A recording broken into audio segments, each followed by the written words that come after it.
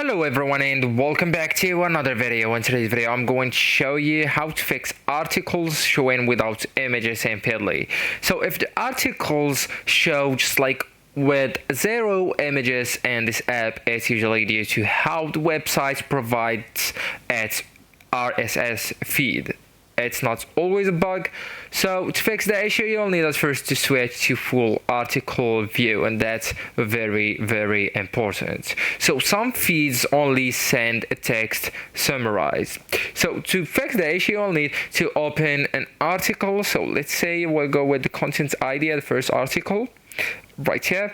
Okay, and then you will need to go and tap on the three dots at the top right corner. Okay, and here in some versions you will see an option like view full article or prefer full content if available, and in some articles. Okay, and also you can go with visit websites. As you can see, it's the option at the bottom of the YouTube video on the right side, visit website option, and that way you will get